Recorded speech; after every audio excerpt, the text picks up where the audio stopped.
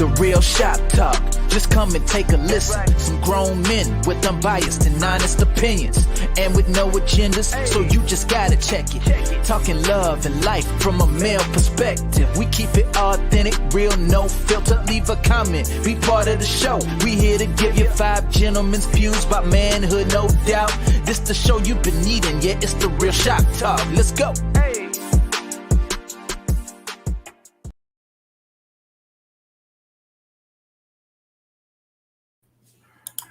What's up, everyone? It's your boy, Tony Massey. Welcome to Shop Talk Live. The real Shop Talk is on right now. Am I muted? No, I'm not muted. I thought I was.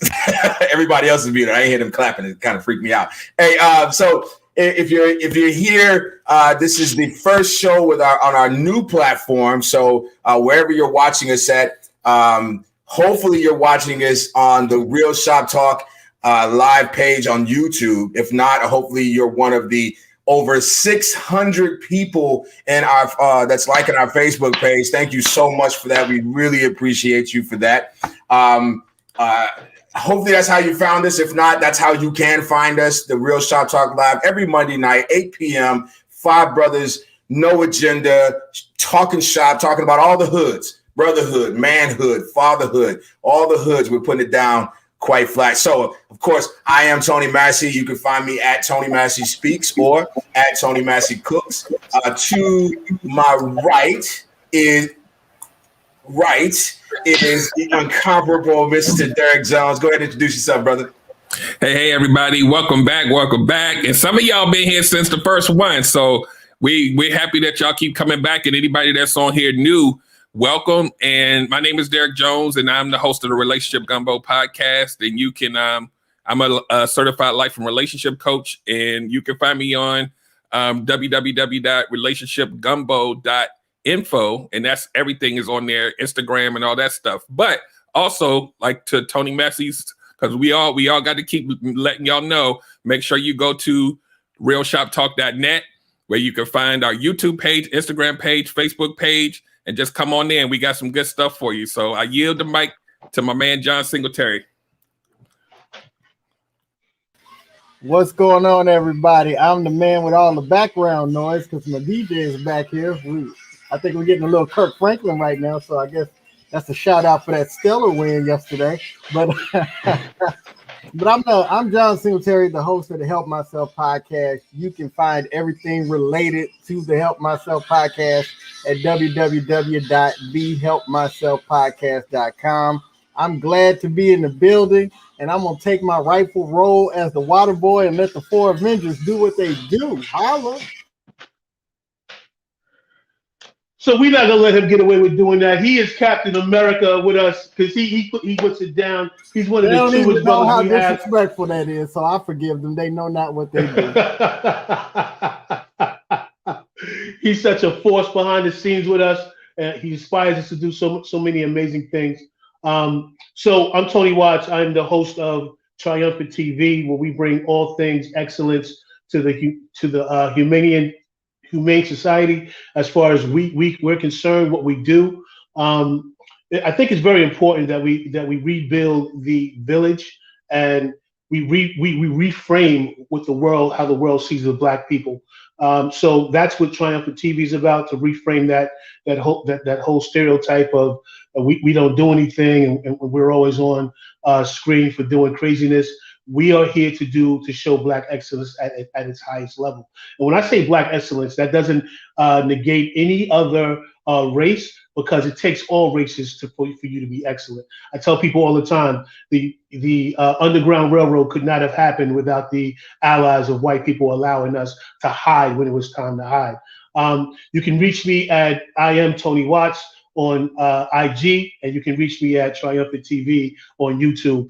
So we're going to talk about it, and I'm going to yield the mic to probably the most charismatic person on the team. That's Rick Gunther, man. You know, he's so enthusiastic. He's so impressive. So much energy. Let's go. That's right. I am Gunther, man, from Soapbox Stand Up and Speak, guys. You can find me at Instagram, Soapbox Stand Up and Speak, Facebook, Rick Hoven, Gunter. Gunter, man, if you know me, you know me. Come on, it's energy right now. We're talking energy. We're increasing the energy right now. We only know what we know, and what we know isn't everything there is to know. On my show, The Gunter Man Show, I host every Thursday night at 7:30 Eastern Standard Time. It allows you the opportunity to increase the things that you know, the opportunity to speak your piece, as well as every single week I have somebody new that allows another perspective to be cast out into the universe, believing that people will glean from the truth and, of course, do something with the truth. Because we know when we get information, no matter how hype you are about the show, the event, the talk, or even church, until you start to implement it, you will see no real results. So what we're about here, us five guys, we're all about trying to get results to you, sharing our perspectives with the hopes that it will allow you to see things in a bigger, brighter, more better way of living. All right, TK, yeah. All right. See, I'm telling you, that brother brings the energy up, man, to a whole nother level, man. It's crazy. So one of the things that we love to talk about here on Shop Talk is relationships. And those relationships could be romantic. They could be the relationship between a father and a son, the relationship between men and other men. But tonight we're talking about a particular relationship that can be very unhealthy. And it's one that I think most Black men can appreciate, understand, and have had this relationship if they're not having it right now. It's a off and on relationship. It's that one that you can't let go. It just keeps coming in and out your life, no matter how many times you try to break up. You never delete this one from your phone. And I'm talking about the relationship, the unhealthy relationship between Black men and stress. Now, I want to make it very clear, and I think I can speak for all the brothers on the panel. I very rarely do, but I think I can in this situation. We are not excluding Black women. Sisters, we know y'all go through it. Trust. We know that y'all go through it, probably more so than anyone, and it's unfair. But tonight we're talking about the relationship, the unhealthy relationship of stress with Black men in particular. And again, this is not to exclude anyone. This is really about understanding the dynamic of that very unhealthy relationship. So I want to get started with a question. And I pose this question to the rest of the brothers on the panel. At what age do you believe that Black men get introduced to stress? And anybody can jump on that one. I remember that there was a meme going out that said, when was the first time you had a confrontation with a cop? Can I start there? It blew my mind that Black men had stories. 12 years old, 17 years old. For mine was 16 years old, standing at a park, talking to one of my friends, a girlfriend, not a girlfriend, but a girlfriend. We're kicking it. We're just laughing and joking. The cops pulled up and said that a store just been robbed, like maybe a good mile away. And we want to take someone, see if you could be the person. Like I'm in the middle of a laughing and joke. If I just robbed the store, how could I look so casually kicking it with this young lady and laughing and joking? And I was like, okay, all right. They didn't put no cuffs on me. I just got in the backseat of the cop car, like you really didn't have a choice. And he took me to the store. And then I remember the Asian person stepping out the owner's store, looking at me and saying, no. Imagine if the owner of the store hated Black people and just said, it's him. How my life could have been changed. How? So when you talk about what age in America, that could be any age. Because from 10-year-old, 9-year-olds, situations going on in kindergarten, how they treat you there. Come on now, we're talking what age? What age does it begin? Any age. How about there? I agree 100%. And I want to encourage everyone to, this is an interactive show. Although we have microphones, you are not muted. We want you to get involved. We want you to tell us what you're thinking. Do you agree with us? Do you disagree with us? This is a interactive show. We will read your comments as soon as we can get to them. My story started, I was really young. There was a little store at the corner that my mother would send me to the store, and I'm dating myself now. She'd send me to the store with a note, and the note and enough money where she knew exactly how much change she was going to get. She knew how much everything was going to cost. But the note allowed me to purchase things that a child necessarily wouldn't be able to purchase during that time. But this is a long time ago. This is the 80s, so it wasn't like. But I was accused of stealing, and I didn't do it.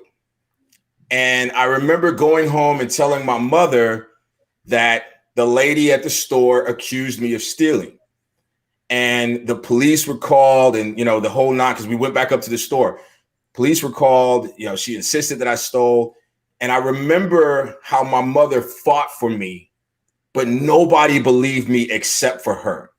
And I remember how scared I was because she was my only ally. And the police officer was trying to convince me to admit to something that I hadn't done. Just tell us the truth. Everything's going to be okay. Don't worry about it. And it got to the point where in my mind, I'm starting to, did I steal? You know what I mean? Like, and I was, again, so afraid. Had it not been for my mother being there and advocating for me and never once abandoning the idea that I was telling the truth, I don't know what would have happened. And so I agree with Gunner Man. I think that law enforcement, especially young kids growing up I grew up in South Park, Houston, Texas. Growing up in impoverished areas, the introduction to law enforcement early on is not the same introduction that most kids get. I remember at school, they were having the police came to the school and they were having this fingerprinting drive where they were fingerprinting all the little kids and showing us how they do fingerprints. And when I came home and told my mother, she was like, "You're not doing that." And I remember being so mad at her. This was like third grade, being so pissed off at her. Like, what do you mean I can't participate? Because of course I'm a kid. I'm enamored with the cops. But she knew something that I didn't know, something that I wouldn't learn until years later. That wasn't an act of service per se. That wasn't let me show you the inner workings of the police.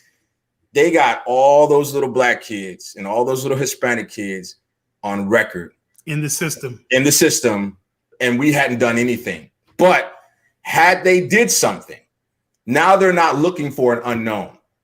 They were cataloging us in the third grade with the anticipation that at some point these kids are going to commit a crime. And it's easy to say, well, don't commit a crime. But what if you didn't commit a crime, but your fingerprints are there? You just happen to walk out the store as the guy that robs it walked in and your fingerprints are on the counter. Well, it wouldn't be an issue except for the fact that back in third grade, the police came to your school and fingerprinted the whole school to show us something. And that is stressful. Who else? All right, I'll jump in since we're holding back today. Little louder, Tony. So what one of the situations I had was I think I was in 11th grade. I was hanging out with one of my boys, and he had a pellet gun that didn't work. So we said, got in the car, let's take the pellet gun to the hardware shop. Put it in a paper bag, and I had enough wherewithal to say, let me hold it by the barrel and not by the handle. So it's in a paper bag, but of course, back in the day, I had a little afro, believe me, with hair, and I didn't have a shirt on. So we walk into the hardware store, and when we get out, there's some white people walking by us, and I have the gun in the paper bag, but I'm holding the barrel. So we're laughing and giggling like Rick said, walking to the thing. Hey, do you know anybody who can fix this? Da da da da. Never pulled out the gun. As far as showing the guy at the counter, and he's like, "Oh no, you need certain parts of triggers, this, that, and the other. This is missing. You need to go to a shop that can fix that." So I walk outside while the guy I'm with is buying some stuff from the hardware store. I hear police sirens, and I'm looking down the block. I'm looking around, going, "Oh wow, what's going on?" The cops get out, fully drawn guns, and I'm still looking around like, "What's going on?" Like I have no clue that they're coming for me until they start yelling, "Put the gun down." So I dropped the bag, put my hands up, and I'm like, I'm yelling, "It's a pellet gun. It's a pellet gun." So they grabbed me, harassed me up a little bit. And then one of the cops goes, "Go ask the store owner, did he try to do something?" And I was like, "I didn't do anything. I asked him how to fix it." And so we walk into the store, and the gun owner, the store owner goes, "Nah." They came in very calm. This guy is buying something. He's asking how to fix it. They still put me in a police car. They took me to the to the precinct. And lucky at that particular time, my father worked for the city. So he walks in, and everybody's like, "Hey, Paul, what's going on?" He looks up and he sees me sitting down. He go, "What's he doing here?" And he go, "He had a pellet gun." He said, "If you don't get my son off those chains right now, I'll tear this whole place apart." It's like, "Yo, Paul, we didn't know it was your son." He said, "I don't care. Release him now." And like Tony just said, if I didn't have an advocate, I'd have been up the creek. The owner of the store said he did not come in aggressive. He asked how he could fix it, but they still took it. That's one of my notes I have in here.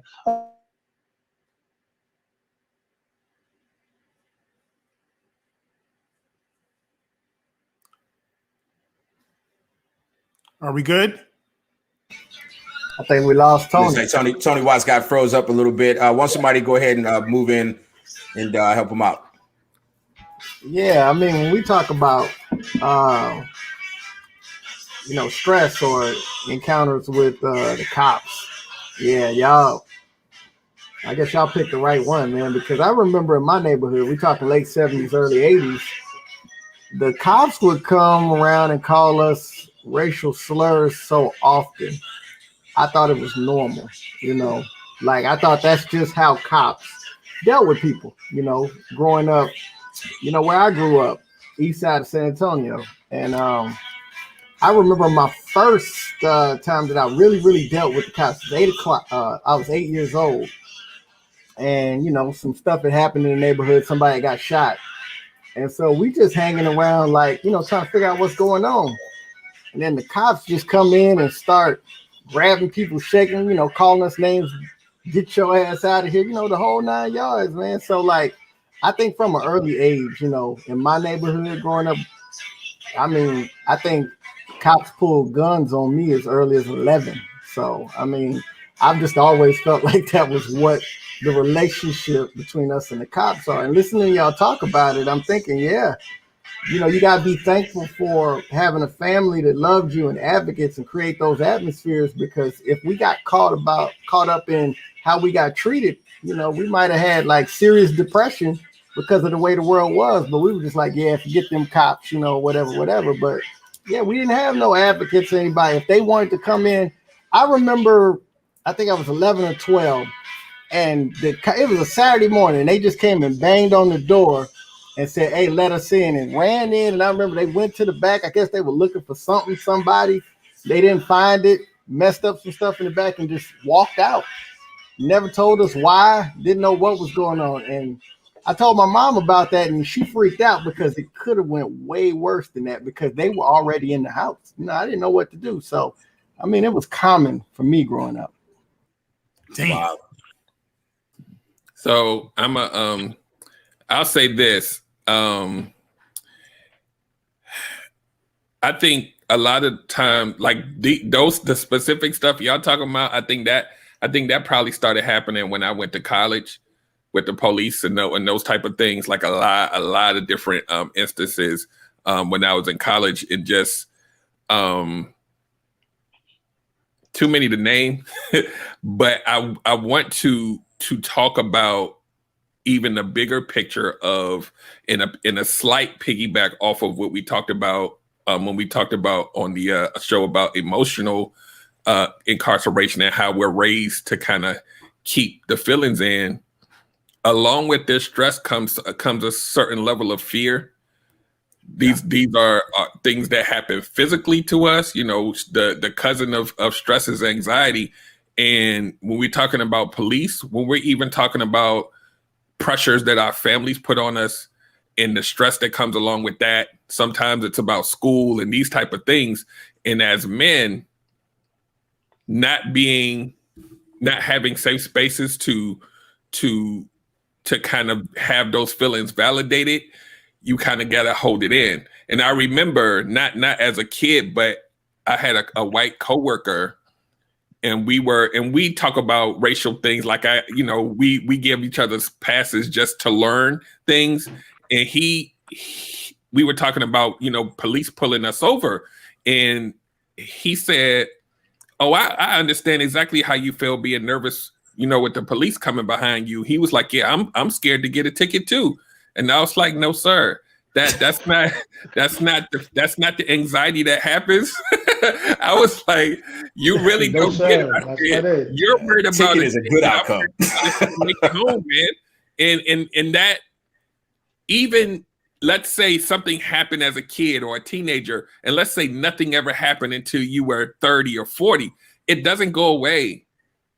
It stays there. And so that the point I want to make is that there's a lot of things that happen even when we're young that go unchecked. Yeah. And they just kind of sit under the radar. And a lot of times we could be in relationships, we could be in a scenario where there's cops just standing around and that thing just kicks in.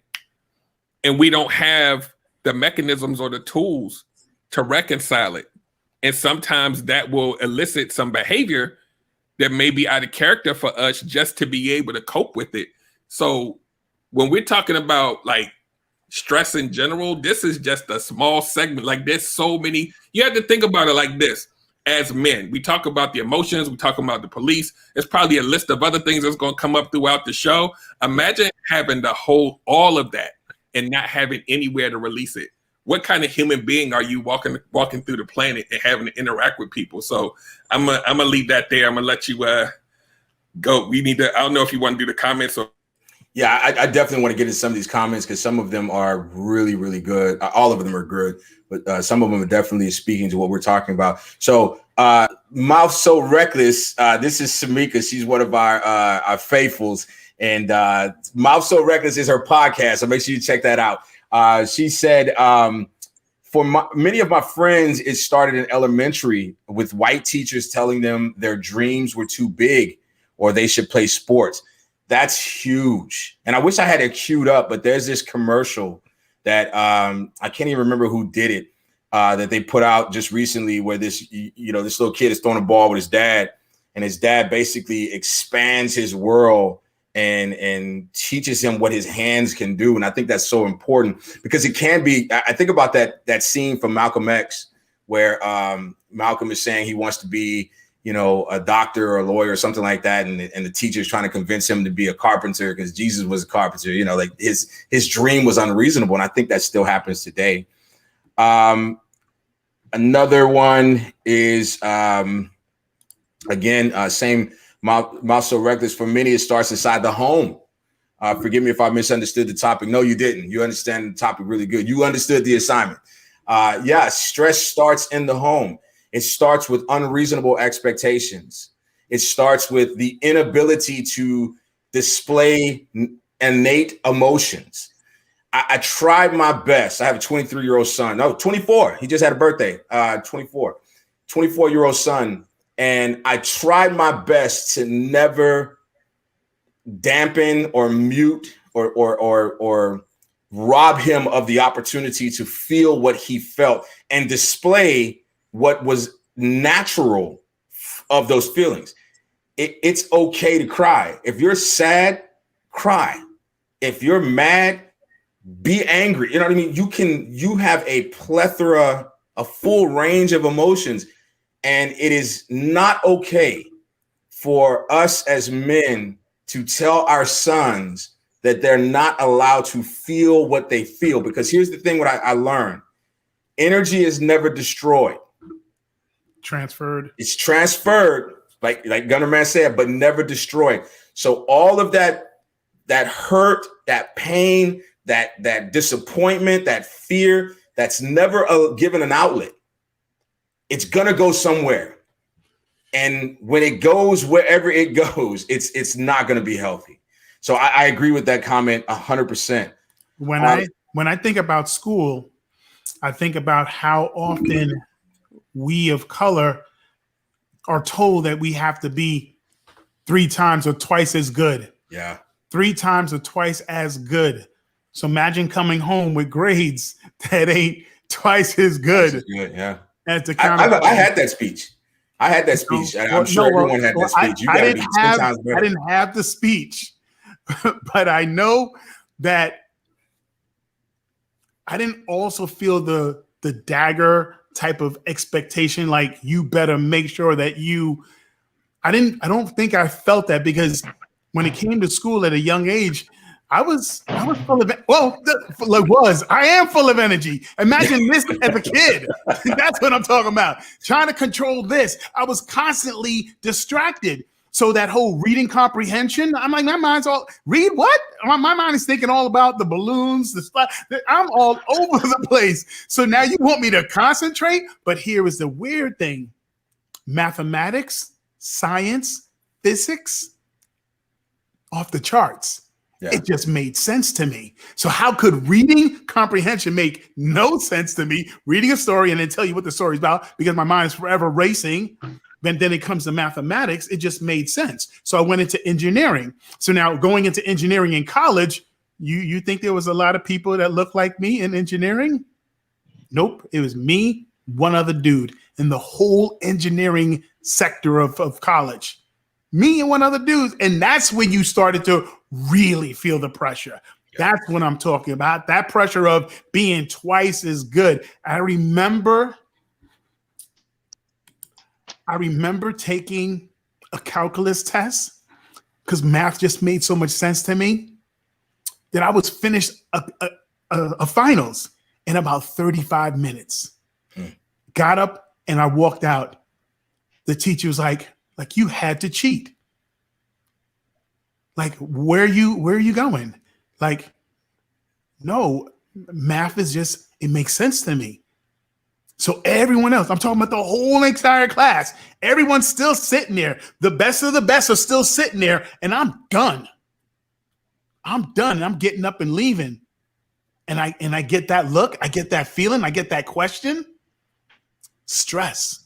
Yeah. When I'm not even doing anything wrong. Matter of fact, not only am I not doing anything wrong, I'm dominating. How am I feeling stressed while I'm dominating something? Love it. I agree 100%. Kicking it with Brother Small. Stress begins with family turmoil and parent separation and divorce. I don't think people, and I speak not from a place of righteousness, but from a place of, truly understanding. I did not realize the impact that my divorce from his mother had on my son until he was much older. And at 16, hearing him tell me how that decision impacted his life, it's like I can't go back in time, but I really thought this was about her and I. And I thought that I could just maintain my role as a father, and that if we could keep things as normal as possible, everything would be okay.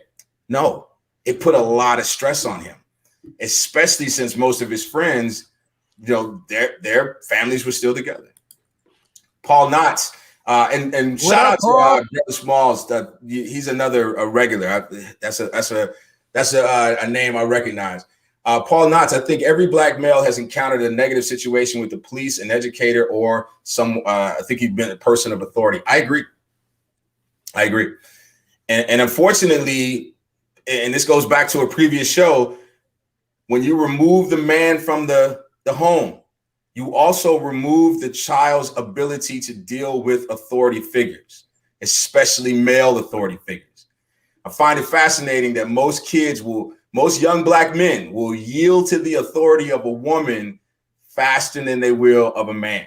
Even a man in an authority like a police officer or a judge or, someone who is in an authority role, it's usually a woman who can snap him to attention faster than a man can. Isaac says it's important. Vincent Washington says it's important to be cognizant of feelings so that you're able to work through them. Absolutely. And unfortunately, we don't always get that. We don't always get an opportunity to know what we're. And I want Tony Watts to speak on this because I think if anyone can break this down, he can. Sometimes it's not even about what you feel; it's identifying what you feel. Like I don't even know. I think as men, we put everything in the anger box, right? Because if it feels not good, then that's where we put it at, because that's something that is easy for us to identify. But when you start pulling these things out that anger box and realize this isn't anger, this is something different. I just never really felt I was allowed to feel that. Tony, go ahead and speak on that, man. Well, I appreciate you lending the stage to me for this particular topic. And I want to back up for a second before I answer that question, because they kind of tie in together about divorce and separation. And we don't disparage women on the show at all. We really talk not at you. We kind of give you some information about how we think to help you guide through it. But I want to talk to women that are single mothers for a second. You got to give me a minute with this one. When you blame the boy, so when we say the first beginning of stress, when you blame the boy for the father leaving, you were doing irreparable damage to the son. I want you to understand that. You're doing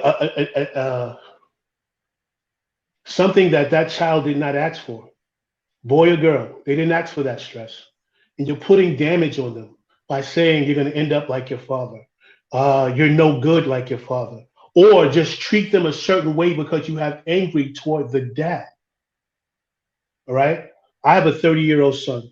And we recently, about 6 or 7 years ago, really began to work through what he grew up going through. And I was in his life. Every week I would see him. We'd hang out. Basketball, everything he had, I was there. But I didn't understand the dynamic, because I heard his mom's, what he was going through, until one day we sat down and had that discussion. Here's this young man that's amazing. He's an amazing young man. But he's growing up under these stressors that's not designed for him to go through. It's not his responsibility. Our relationship was not his responsibility. But because we're mad at each other, we put that stress on the children. And I just would behoove everybody out there that have children to really think about that when you're going through whatever you're going through, whatever the hatred is, whatever the disagreements are, whatever's going on, take the child out of it. Co-parent, argue behind the scenes. Never let the child see that, because that's for a Black child, that's a level of distress that they have to go out into the world and deal with. Now let's talk about identifying that, right? When you're dealing with that type of level of stress or that level of disconnection, and why is mommy treating me this way, or why is dad, because dads do it too. It's just not a mother thing. So let me just clear that up. Dads do it as well, because they're mad at moms. You're putting an identifier on them when they don't know what it is. They don't know why they feel a certain way. It could be fear. It could be anger. It could be being afraid. It could be they just don't know. So when they sit in front of someone who is a clinical psychologist, and that's why they go back to your childhood, because they have to find out where the problem lies. What is bothering you? What are you hung up on? And a lot of people begin to understand that I'm fearful because my mother put a lot of stress on me, or I'm fearful because I didn't know how to talk to my father. Those are stressors. Understand, when you tell a child that you gave a spanking to that they can't cry, that's a stressor. That is a stressor. So if you tell a black child that he cannot do certain things because he is the splitting image of his father, even though he acts totally different from his father, or she acts totally different from her father, now you're putting stressors on them that they can't identify because they're not that person. We have to begin to take responsibility for that. And I'm really asking you guys that have children, take the children out of your anger equation. They have nothing to do with it. And we can begin to heal our kids better for allowing them to grow up in a safe space. America is not safe as it is. So for us to have a non-safe place at the home, what are we really doing? What are we doing? So I appreciate you putting me on the forefront for that, Tone. No, and I applaud myself for doing it. Shows how smart I am, you know. I do want to transition from childhood to manhood, and I want to talk about how Black men, especially, how do we, whether it's good or bad, what are the ways that we deal with stress, and how do those methods affect our community, our relationships, our children, or even just the imagery of who we are as men? So, and this is for the healthy brothers, the ones that are enlightened, the ones that are going to therapy, the ones that recognize these things, and also for the brothers who may not truly understand that. Let's speak on how we are dealing with our stress, and how are those methods impacting us globally as far as the Black community is concerned. Anybody can hop in there. I'm jumping in. Let me jump in. I just had this conversation. Like, you know, in the building that I live in, it's some Black folks in this building, but not a lot. Not a lot. We're definitely the minority here. And, you know, you walk around in this building, it's a lot of white folks, just to be real clear about it, you know. And you kind of do this thing where there's the DJ. You do this thing where you try to kind of tone down your Blackness. You know what I mean? Like, you don't want to come off where you're too aggressive or anything. Like, literally, I feel more comfortable and safe walking through my building with my uniform on, because then I have something to point to say, hey, you know, I do something worthwhile. I'm not dangerous. I'm not, even though you think I should be more dangerous with my uniform on, but nonetheless. And then I think about that, how in those spaces, like say I'm on the elevator and, you know, some older white folks in there, you know, hey, how you doing? This weather's crazy. You know, all that pandering that you do. But then if I'm out somewhere, you know, and I see another Black man, and you put on that whole, like, gotta make sure I'm tough, you know, when I'm looking at this brother that's going through the same thing in this world that I'm going through, and then my natural response isn't to love him, isn't to be like, hey, what's going on, my brother? The first thing is competition, like, yo, you know, he gonna try to get at me with it. And you know, I think about that, everything that we've been through puts us in a mindset like that, you know. And to be honest, the people I'm pandering for have historically been more dangerous to my person than my brothers, you know. And so not only is existing like that stressful, but then to think about it and think about all of the brothers that I've walked by. And I mean, me and Tony Massey, we from Texas, so we speak to everybody. But out here on the East Coast, man, y'all don't speak as much. that ain't a thing, man. Like, that's real weird to me. But that's a tangent. But the stress of knowing that, man, how many times did I pass a brother up on the streets and, hey, bro, how you doing, man? What's going on? Good to see you. Might have changed his day, because it ain't no telling what that man might have been going through. So it impacts us how we go through. There's so much good that we can do, but there's so much good that we won't do because of the stress of how we're perceived as Black and how we're perceived as Black men. You know, all of these things. I can keep going on and on, but that's what I got. I love that, man. I don't want to piggyback too much, because I felt like you very eloquently explained that. But I was in the Navy, and I was stationed in San Diego, which is, there ain't a lot of brothers in San Diego. And I remember that very thing, feeling safer in uniform, because I felt like oh, well, he's okay. You know, he's in the military, so he's okay. And it's such a dichotomous mindset because it's like my uniform represents the warrior, the guy that will fight and kill and do all of these things. But yet it also represents an American identity that in some instances it eclipses my Black identity. So you try to be different. You try to be the not like the others, right? And the reality is that the danger that you face is you know, not even you're like you said, pandering to the people who are actually more dangerous to you than anyone else. And I remember growing up, man, like my father would speak to everybody. And you know, I grew up in Houston. So yeah, it was all right then. How you doing there, bro? I can't call it, you know. And I used to believe that all Black men knew each other. I just thought that was a thing. And I couldn't wait to get old enough where I got access to the Black man database so I would know all the Black men too. But it was a different time where brothers just, even that word, brother, sister, it speaks to a sense of community, a sense of family, of ownership, where we don't have to grow up together, but because we have the same experience as being Black in America, we grew up together.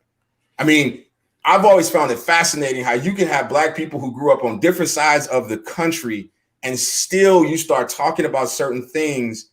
We've all had the big TV on the floor with the little that broke, and then we put the little TV on top of it.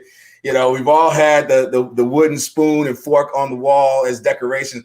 We all have this very similar experience as Black people, but for whatever reason, when we get outside of it in public, we forget the familial ties that bond us, and that's just the uniqueness of the Black experience. And you're right, we position ourselves. We you know, I don't want him to think I'm a punk. You know, go ahead. I'm sorry. Somebody was going to jump in there. All the time. Yep. Being someone of color is understanding that we're children of the sun. If you never heard that phrase before, children of the sun. We are children of the sun, meaning that growing up in need to be native Africa, need to be the Caribbean through after enslaved Africans. Our focus growing up as a culture, you weren't thinking about how can I get that dollar? How can I get that dollar? Let me explain that. Because being children of the sun, food is readily available. Climb a tree, go get it. Hey, barter. It's real simple. In America, where America started was that there was only seasons that you can grow and do. So that mindset of, I'm not trying to build a community.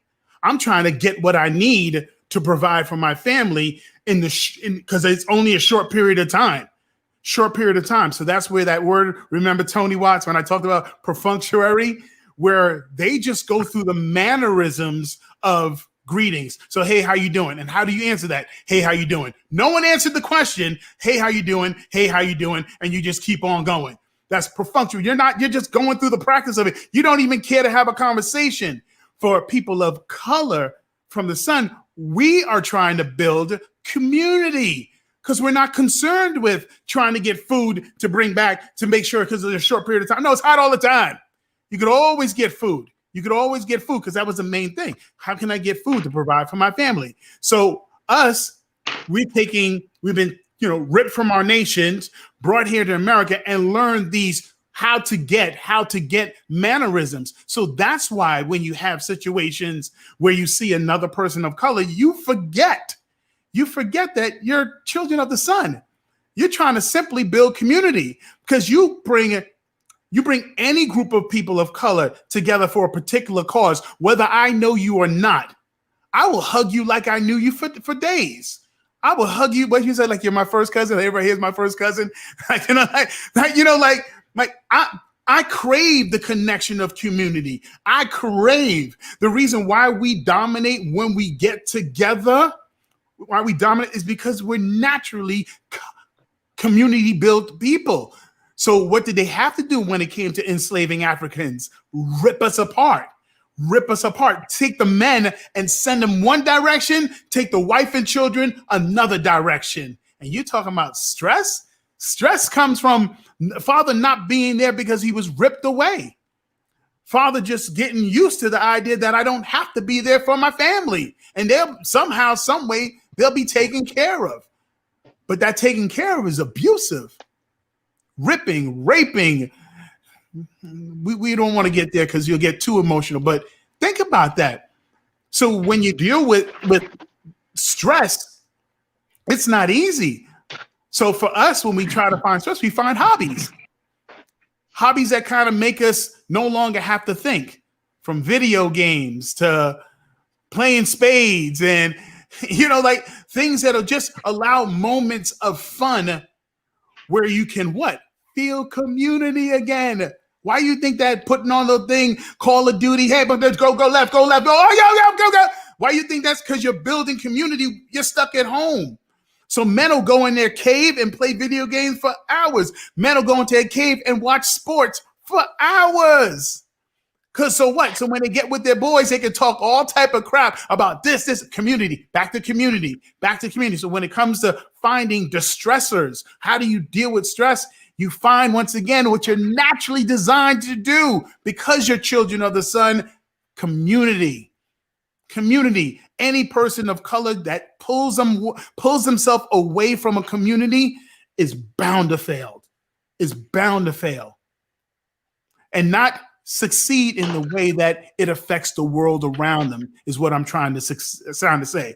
Because you could pull your weight and succeed as far as monetary, but to have money ain't guaranteeing you joy. To have money ain't guaranteeing you peace. Tony wants to know that. Lived that story. Money for days. I wasn't happy. Wasn't happy at all. I'm traveling the globe. How can I not be happy? I'm traveling the globe. I've been traveling the globe since I was in 11th grade. How could I not be happy? Lacking community. I love it. Go ahead, Derek. Yeah, I just want to. Okay, I'm trying to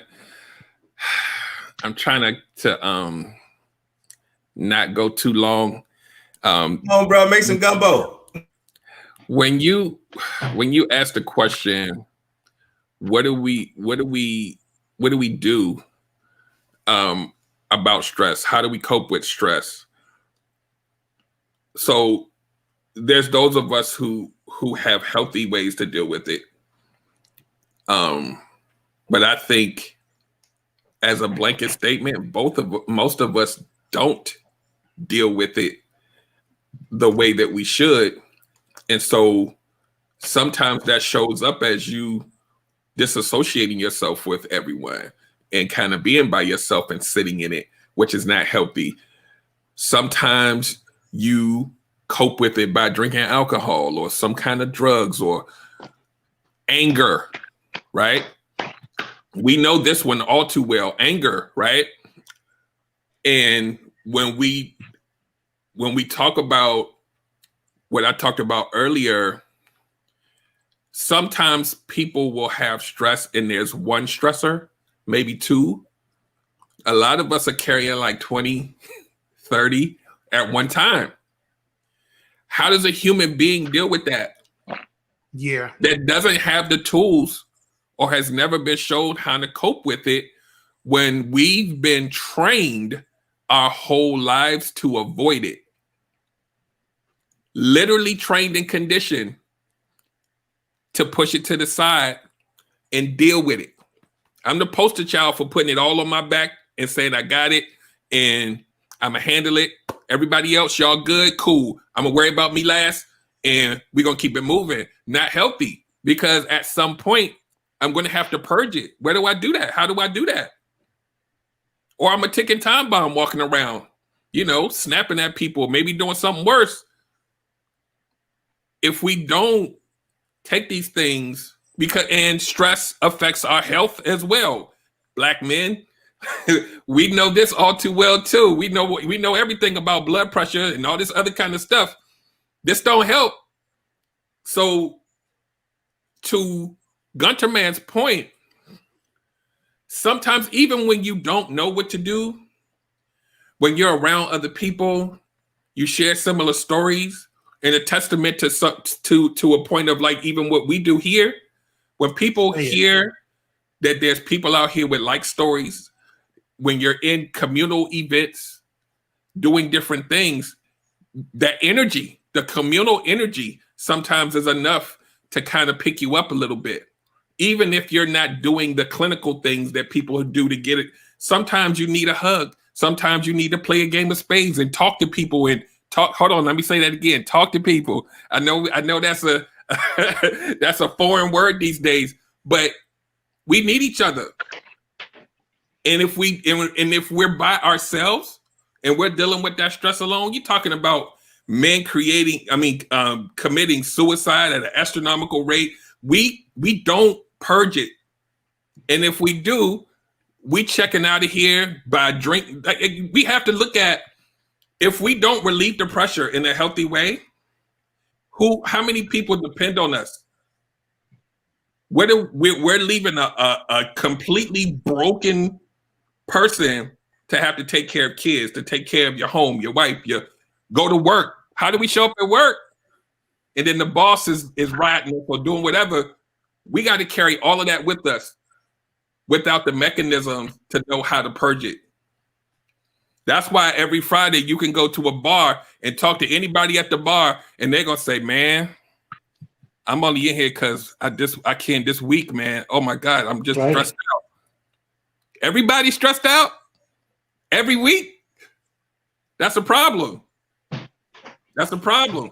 I'm a land there, but this is personal. I know y'all can tell this coming from a place. I literally carried the world on my back for so many years that when that thing came off, I didn't even know who I was on the other end of it, because I was like, dang, I gotta take care of myself now. How do I do that? I didn't even know how to do that because I spent so many years worrying about everything else and making sure everything else was good and carrying you got a problem? Let me take your stress too. I'm gonna make sure you good. And on the inside, I'm imploding. It's just, it's not healthy for anybody, male, female, black, white, whatever. But black men got to carry that, plus the racism, plus all this other stuff on top of that. And then leave the house and say, I'm strong and I can handle everything. I don't want to look weak. It's tough. And we got to do it with a smile because we can't cry, right? Not allowed to cry. So I'm gonna land there. So Derek, I appreciate you landing the plane the way you did. My God, I think you are using your technical skills to peek into my notes. So I'm gonna start here. Black men are the most hated in the planet. Black men are the most hated on the planet. So we have to smile when they clutch their pocketbooks. We have to smile when they lock their doors. We have to smile when our own women tell us we're not good enough. We have to continue to smile and not release any of that hurt, stress, and trauma to anybody. We can't tell our boys that we're hurting because he's going to tell you to man up, stop crying. So to answer Tony's question, and I'm going to take this personal. I'm going to do this from a personal aspect. I'm not going to put this on all men. You want to follow me? Follow me. The way I used to get rid of my stress and trauma is through violence. And when I mean violence, it's not always physical. Although that we had some friends that we would go to bars and get our knuckles dirty. But it's not always physical. Violence is drugs. Violence is alcohol. Violence is sex. Violence is the jokes we tell. Yo, dude, I'll punch you in your face. Yo, dude, I'll do this, that, and the other to you. Why are we talking in joking manner that should be humorous in a physical, violent way? Because we have nowhere to release the stress and trauma that we feel. So we find ways to do it that way. So you have to really understand when we start talking about stress of a black man, just imagine for a second, the whole world hates you. The whole world hates you. And it's not because, I can go into the reasons why, and that's a whole different topic. But today I saw a news thing where a young 18, 19-year-old soccer player in Europe was being hugged by his I believe it's his coach. It's because the whole stadium was calling him racist names Yeah, Sterling. for the sport he loves to play. He's being called racist names for the team that he chose to play for. The stadium at home is calling him racist names. Why? Because his skin is black. I don't, and like we said, we'll never take anything away from the black woman or the woman who go through the stresses and traumas that they go through. But this black skin that I'm in is different. Yep. It's different. It's definitely It's different. different. It's different. We don't have an outlet because women can get together with their girls and they could say, hey, let's, girl, you can cry, girl, you can, but no, I can't, and until recently, I couldn't go to my friends and just start cry in front of my friends. What? No, I had to get on the West Side Highway and drive 200 miles an hour to get my stress off. I had to go and find somebody to want to punch in their face to get my stress relief off. All of those are dangerous things, putting myself in dangerous situations just not to be stressed out. So when we talk about stress, right, we have to talk about from a level of how it hurts people across the board. So stress hurts your heart. Stress increases diabetes. Stress increases blood pressure, cancer. When your body releases too many stress hormones, your body then begins to attack things that are not really there. Those causes cancers. So there's so many. No wonder black men are the least on the scale of life longevity. We're at the lowest totem pole because we don't know how to release our stress. How many black men have you heard retired and died within 2 to 3 years after they retired because their job was all they had? Think about that.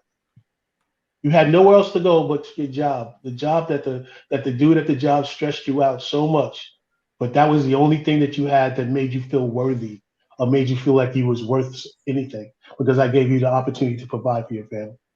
And then you don't have that anymore.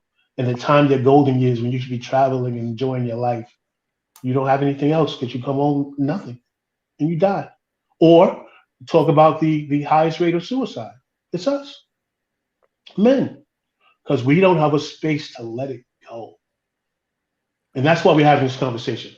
We're having this conversation to let men know that you have a space to let it go. You have a space to talk to people. Everybody on this call are doing some type of life coaching, some type of communication. If you reached out to any one of us and you needed to talk, we will talk to you. And if we didn't have the ability to help you through, we know people that can do that. Like I see two different psychiatrists myself. One of them is Larry. Larry, he's my dude. He walks me through things in a way that no other therapist I've ever sat down was able to walk me through. He's able to show me things and be like, yeah, Tone, you did that. And that's important because if I was able to record my life between, let's say, now and the last 10 years, my friends literally ask me, how are you doing this? How are you still walking? Because I have a place to let it go. And I have a big God that I serve. So those are the two things that I just want to give you guys before we wrap this thing up. It's this stress thing is real. This stress thing is real. There's even stress when it comes to even when you succeed in business, because oftentimes you think you make it, now you're good to go. You made it, finances, you're good to go, right? But no, how about as I'm springboarding off of what Tony Watts says, as you travel the globe, the world is really different, sees you really different than everyone else. Meaning that you'll hear about stories. Oh, you need to go to, I'll use my example. This is my story. You need to go to Thailand because in Thailand, boy, the smiles on everyone's face is just imagine you that they're enduring. They'll make you feel wanted and loved. And this, now this is coming from one of my close friends who's originally from Spain, but he looks white. White guy. He talks about how amazing, how amazing, how amazing, how amazing. Well, when I got to Thailand, I got stone face. Wait, where's all this love? Now, when I say stone face, it's not my own imagination. I'm literally seeing people go from a conversation they might be having from a distance, get to my presence, face gone. I walk into a club, my buddy's in front of me. We walk into a club, the people see him, there's a whole light up. As soon as I step to the left, they can see me, faces drop. So now you're interacting with the world globally. So you're meeting people. You're starting to feel love, and you're vibing with people of different colors. Now you connect with people, Asian, Indian, white, and you can't go home to them. They could date you, but you can't go home. They can't take you home. Think about that. I've dated you can't just go home. No, like my parents would not accept you. You know how many times I've heard that? I grew up a dancer. I've been traveling the globe since 11th grade. So I would meet and connect with people, and they're like, I can't. I remember I met this girl on a cruise ship from Dubai, and you couldn't tell me the feelings weren't real. And her sister pulled her to the side, says, "You can't bring him home. You can't bring him home. You can't bring him home. Asian girl, I can't bring you home to my mom and dad. You're talking about you make it, you want to travel. The world doesn't see you as that success. They see your color first.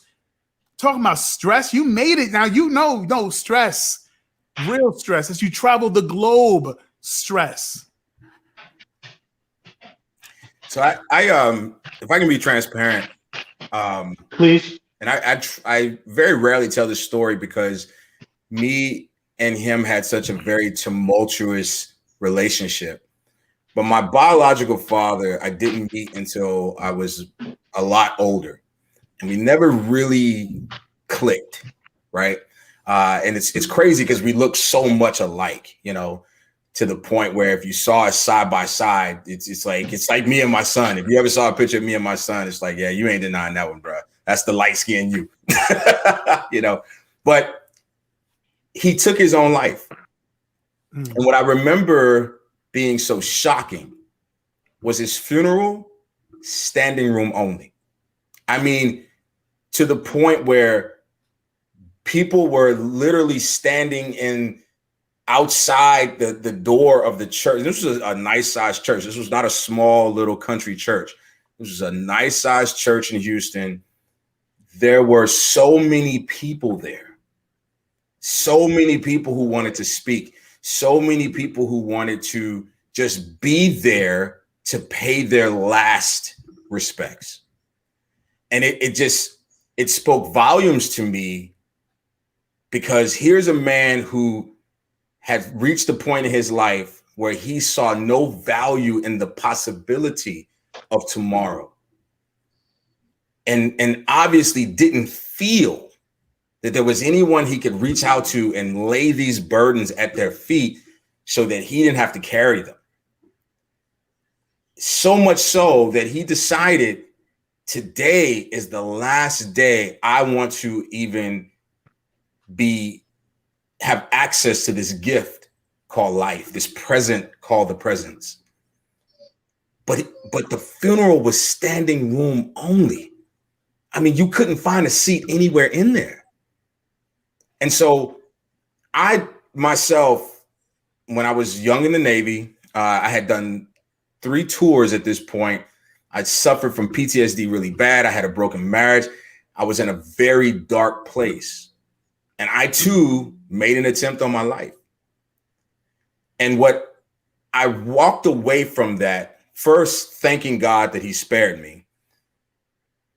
But I remember this conversation. He hates it when I tell this story, but I remember this conversation that I had with my uncle, who was the father that I needed always. though that wasn't his role. And we talked about this last show, that sometimes you have to be that surrogate. Sometimes you got to stand in the gap. But he said something to me that not only resonated with me, I put it in my pocket and I carry it with me faithfully. And he told me, just because you're lonely, that doesn't mean that you're alone.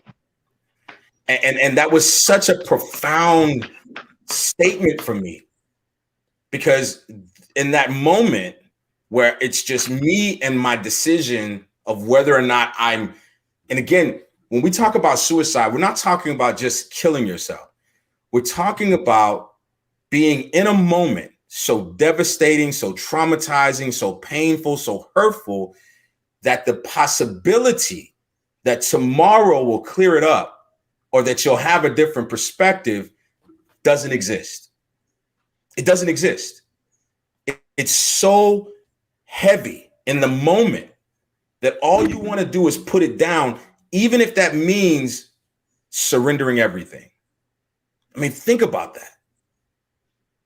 It won't get fixed. That's where I was. And my uncle's words changed my life, because it put the onus on me to reach out and say, I need help. I'm scared. I'm lonely. I'm hurt. I need you. And in that moment, I probably was around, I was late 20s, early 30s. I made it my business to intentionally put people, especially men, in my life that I could be accountable to, that I could, here it comes, submit to their leadership, submit to their mentorship, submit to their ability to call me out, excuse my French, on my bullshit. And it changed my life. I no longer needed to, there's this saying that if Atlas can't shrug, Atlas, the God that holds the world in his, and so many men have adopted this mindset as a good thing, as we're supposed to struggle. We're supposed to, manhood is about pain. Man is about struggle. Manhood is about, no, it's not. It isn't. We were not created for that. And anyone who tells you that is a liar. Yes, there are a lot of wonderful stories, triumphant stories that start and are rooted in pain. But the story is not about the pain. The story is about the ability to endure and know that weeping may endure for a night, but joy comes in the morning. And when God said it is not good for man to be alone, he wasn't just talking about Eve. He was talking about everybody else. And Gunter Man said it, community. We have to get back into community. As Black men, we owe it to ourselves. We owe it to our children. We owe it to the Black women out there. They need us. I'm so sick of the conversation about what Black women are doing wrong. When Black men can't agree on simple things like what color you can wear, or how to carry yourself, or just to be sad. I mean, do you understand how liberating it is to just be sad?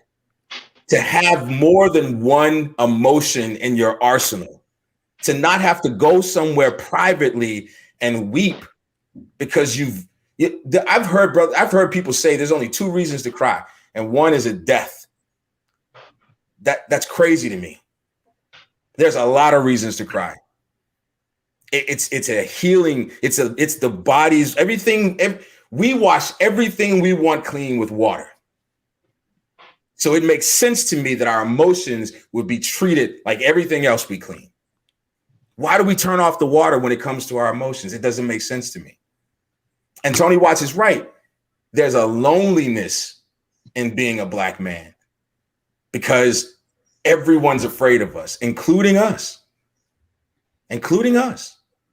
We're afraid to approach each other. We're afraid to love each other. We're afraid to show emotions to each other because we're afraid that someone is going to take our manhood or question our manhood because I told a brother, I love you.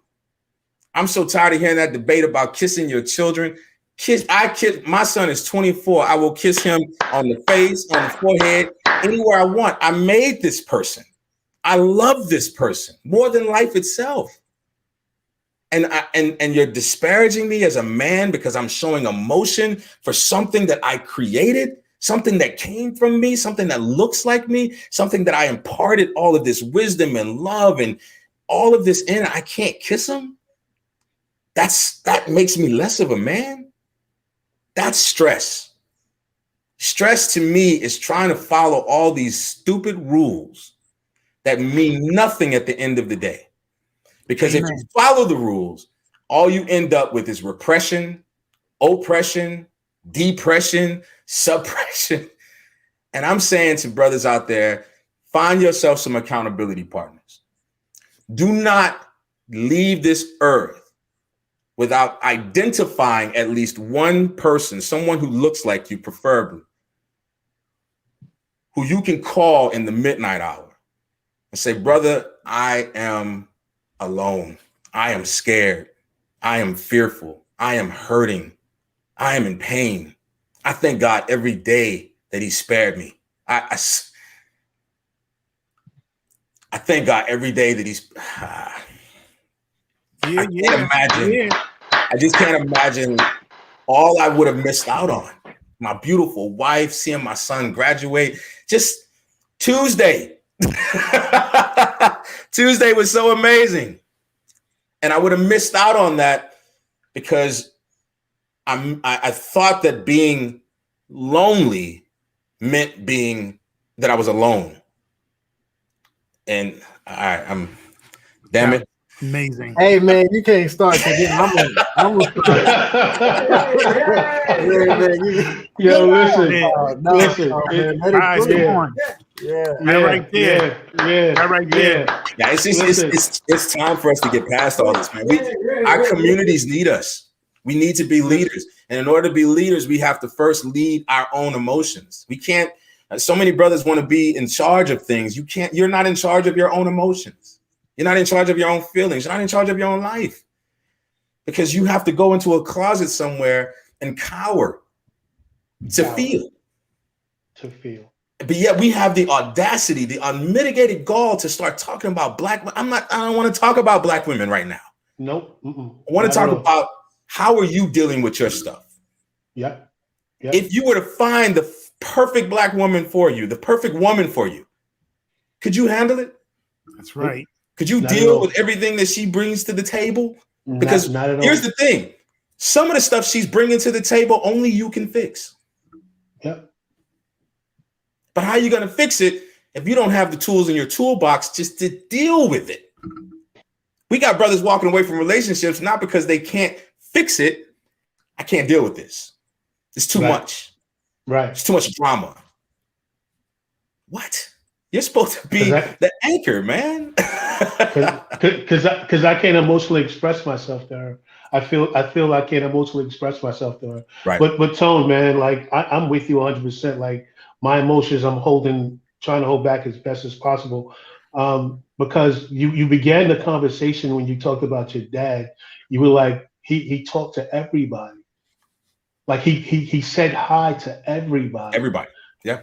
And the fact that having the ability, and again, I'm dealing with myself, so excuse me. Having the ability to speak to people, right? And to pour yourself out.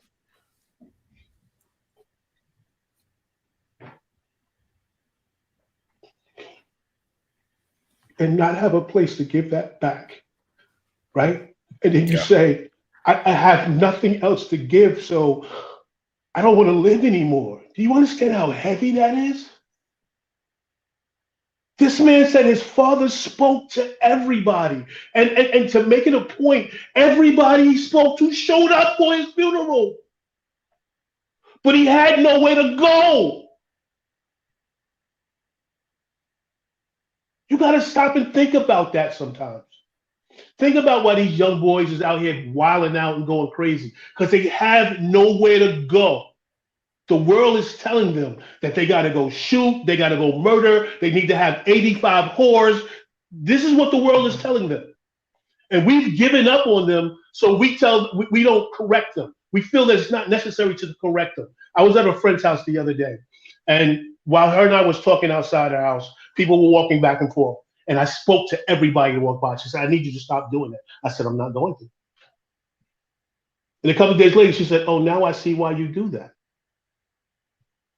I want everybody to know I'm safe. I'm safe. You're safe. We live on this planet together. And until I wrote this a long time ago, and I've said it on this show before. When men go crazy, the women and children are soon to follow.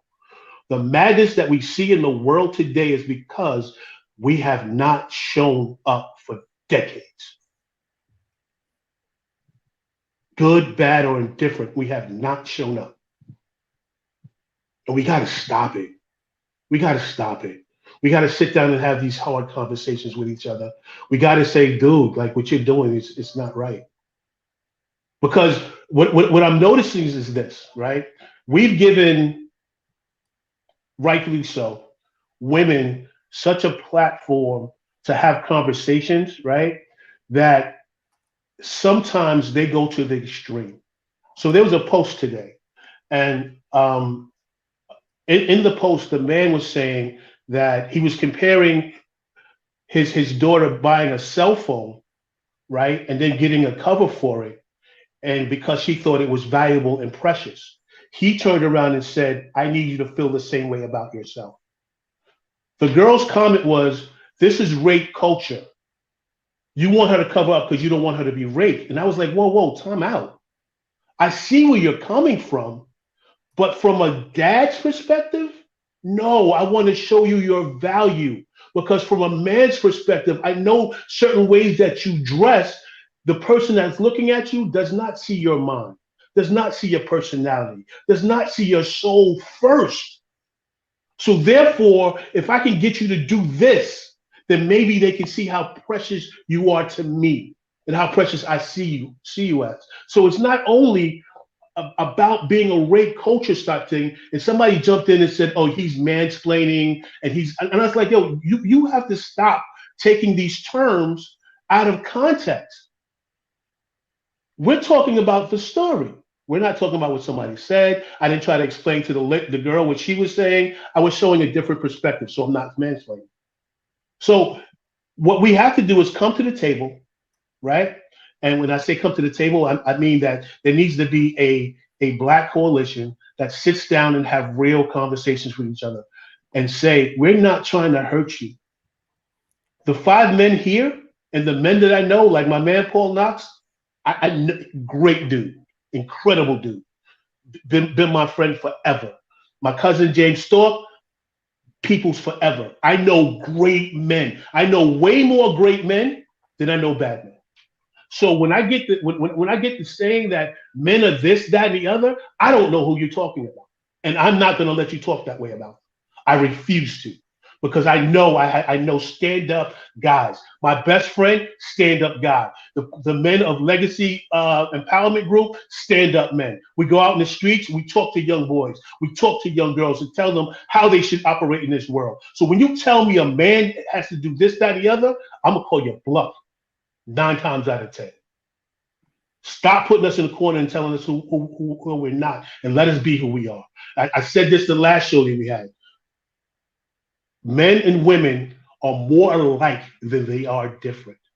But we have come to separate our differences and make them way bigger than they're supposed to be.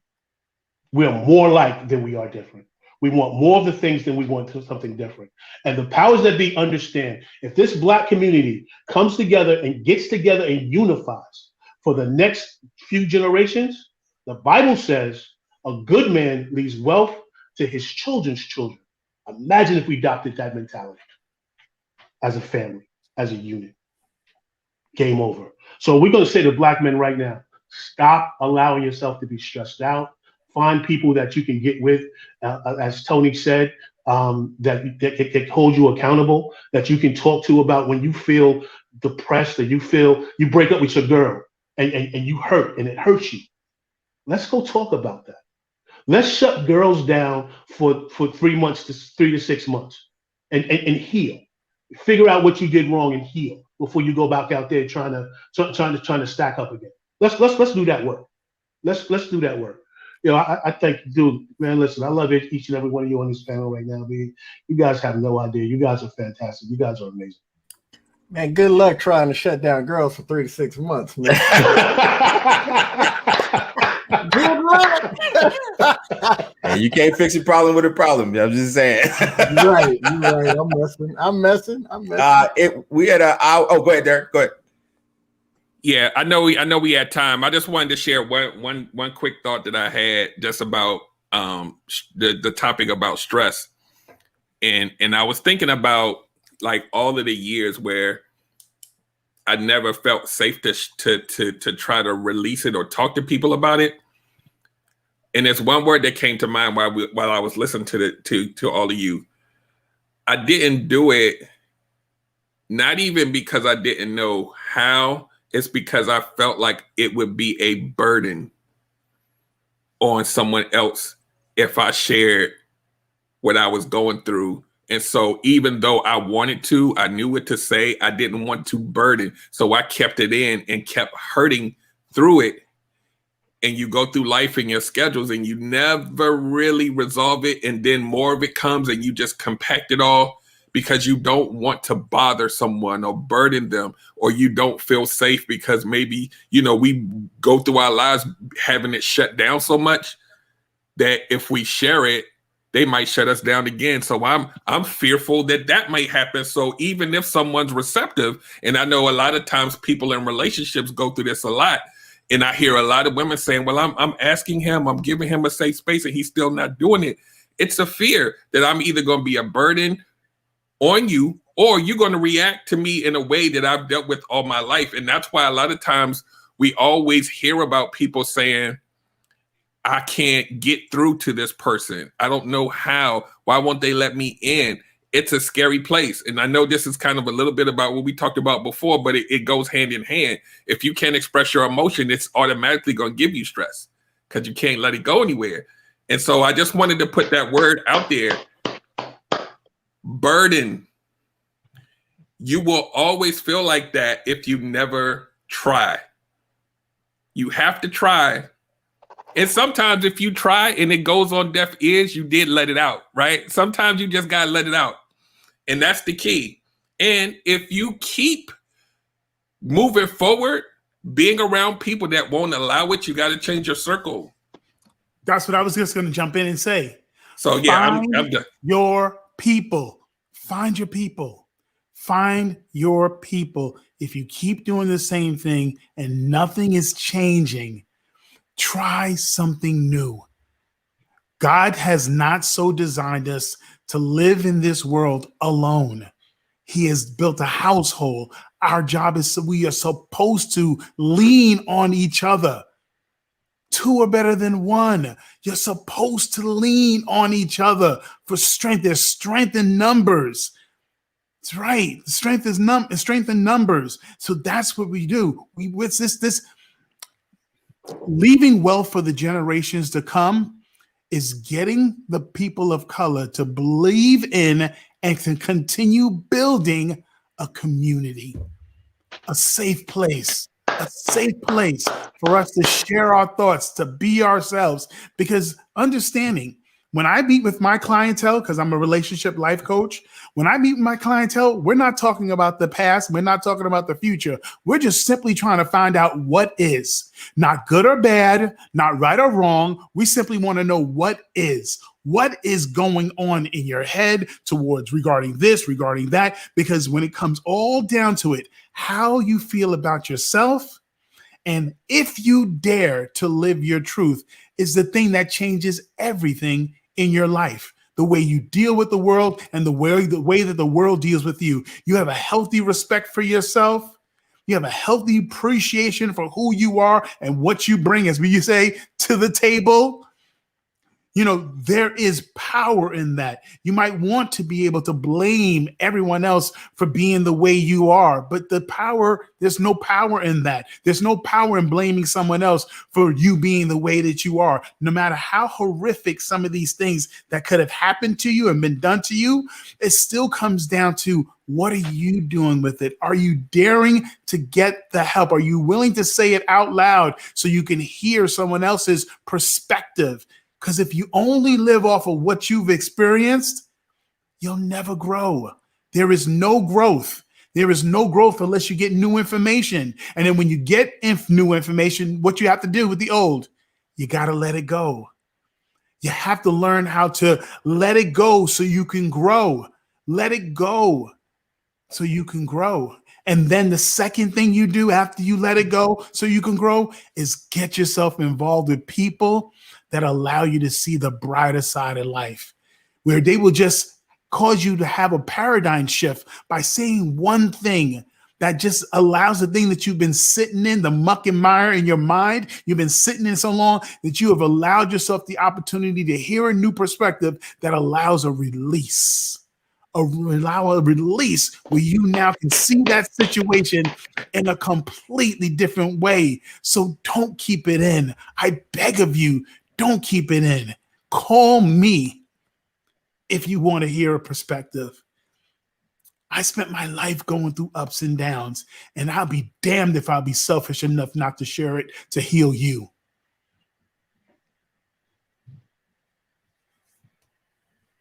Well, all right. I think those are great parting words. We're almost at an hour and a half. Wow, man.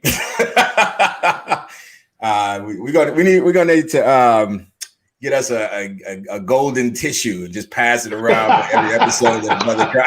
Wait, Derek, where's your red flag, Derek? Yeah, I love it, man. And for those of you who are listening to the show, and first of all, thank you, and for everyone who commented. Thank you for everyone who is listening, who is watching. We appreciate you. If you enjoy this type of content, the way this whole thing works is the internet will reward content that is enjoyed by people who watch it. So we're asking you right now, if you're watching this and you enjoyed it, please go to realshoptalk.net. All of our links are there, all of our individual links, the links to our Facebook page, our Instagram page, our YouTube page. Let's build a community around men being transparent, men speaking truth to power. We can fight the misogyny, the sexism, the toxic masculinity. We can fight it with conversations like this. So don't just watch, share, subscribe, let them know this is the kind of content we want. That way we can keep putting it on for you, because I absolutely enjoy it. So let's go around the table, let everybody know where they can find you. Let everyone know what you got going on. And then we'll go ahead and close out tonight's show. All right, I'll go first. Again, my name is Derek Jones, host of the Relationship Gumbo podcast. And that actually every Wednesday, 8 p.m., you can tune in, go to relationshipgumbo.info, and it'll point you everywhere you need to go. And I'm gonna be here every single Monday with these gentlemen. And we just gonna keep pushing this thing, man. This is amazing. Everybody that's on here tonight, if y'all didn't feel this, I don't know what to tell you. But this thing right here, there's some magic going on here. Just keep coming back. It's gonna get better and better and better and better every week. So keep coming back, and make sure you share this with anybody that you think need to hear this. Share, let them know that they need to link up and get the notifications and subscribe and follow everything, because we're gonna keep coming at you. So that's all I got. I'm gonna yield the mic to Mr. Singletary. Appreciate you. Everything he said, I'm out. No, I'm just kidding. No, this is man, hit the like, subscribe, keep watching, because we definitely want to build on this. This is magic. I am so glad that Tony Watts saw favor in me and invited me to join this amazing collective. I'm just so glad to be here. These difficult conversations, but necessary. And I think the golden handkerchief or whatever belongs to me because I started it. So, you know. The official tissue. I like to be first official in tissue. something. I need to be first in something. But no, everything I got going on is one-stop shopping, www.thehelpmyselfpodcast.com. You can find all my social, everything that's going on there. We got some upgrades to the website coming up this week, but I might not be on here every Monday because I'm gonna be somewhere on some tropical island sipping on a fruity drink maybe one weekend, you know. So I might have to take that week off, but I'll let y'all know in advance, you know what I'm saying? But now I'm gonna go down to the force of nature, Gunner Man, that is right below me. I don't know. Am I pointing up? Hey guys, what's up? What's up? I am Gunter Man from Soapbox Stand Up and Speak. Please join me at Soapbox Stand Up and Speak on Instagram, where you can find me on Facebook at Rick Gunterman Gunter. Of course, I'm a relationship life coach. You know, I've dedicated my life and using every single bit of my life to hopefully to lead, to steer, to direct, to warn, to guide you in a way that you can now believe in yourself, to get to a place where you can see the love that you automatically are. You are already love. And all you're looking for in life is an opportunity to display your love, to show your love, to reveal your love. So when you connect with someone, all you want from them is for them to do the same. To do the same, where there is no pressure, where you are expecting someone else to meet your needs. No, they can't be your happiness. They can't be your peace. They can't be your form of victory, but sure as hell can be people that can join in and celebrate your life, celebrate what you do, and of course, add to it. Add to it. That's what we're here for. My life is not my own. So if you ever get to the place where you have no way out, come to me. Lean on me. I believe I'm strong enough. If you come my way, God has built me to help you. Oh, my man, of course, T1000 Watts is in the building. That's right. Passing it over right there. There you go, right there. Tony Watts. Well, T Massey, can you just put up our website link, please? Listen, just go there. You can find me on all platforms. There. I really want you to go there because you can find us all there. It's real important to push this narrative forward because right now this world is in a very dangerous place. The Bible says in the last days that people will take wrong for right and right for wrong, and we're seeing that. We're seeing a lot of things that just don't make a lot of sense, and people are really having tough arguments around garbage, like real garbage. And I would really ask from the bottom of my heart that whoever's listening to this now or in the future, can we get away from the combative language and really start having real conversations?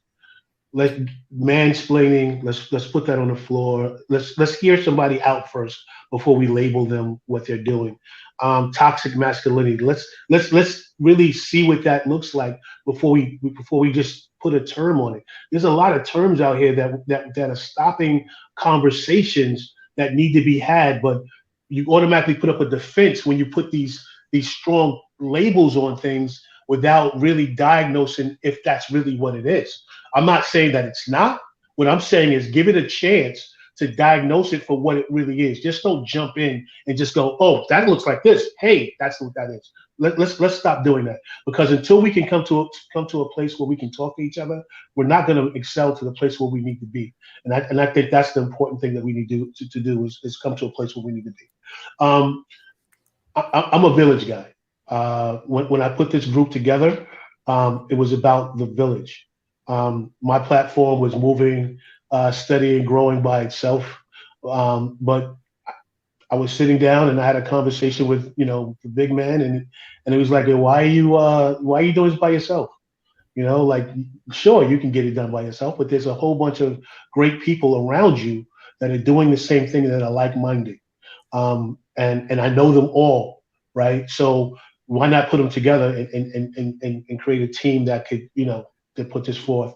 And as you can see, we don't all agree on everything. I just want to put that out there. We do not all agree on with the things that we say, but we do agree that things need to change.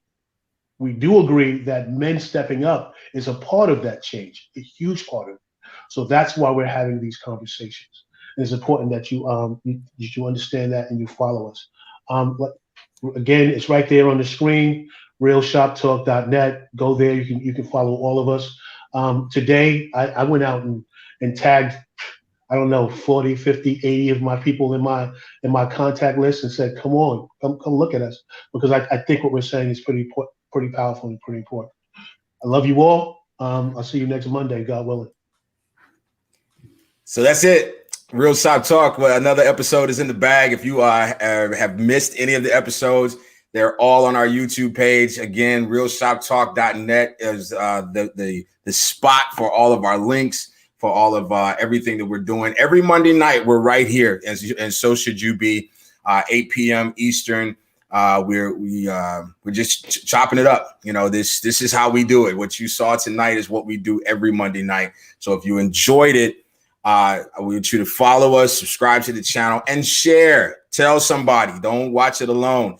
And again, thank you for everyone that tuned in tonight. Thank you for everyone that dropped your comments. We really appreciate it. If I wasn't able to get to your comment, I really apologize, but it will be on the replay. So make sure you go back to the very beginning and check it out.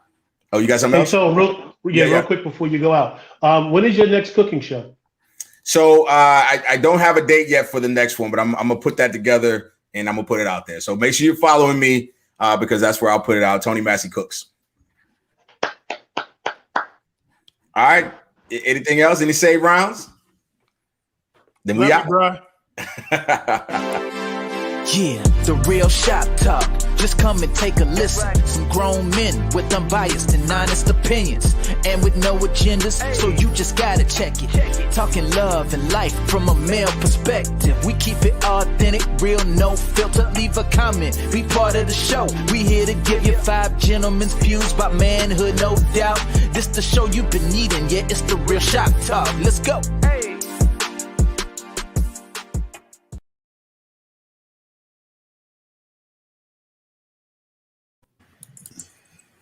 Another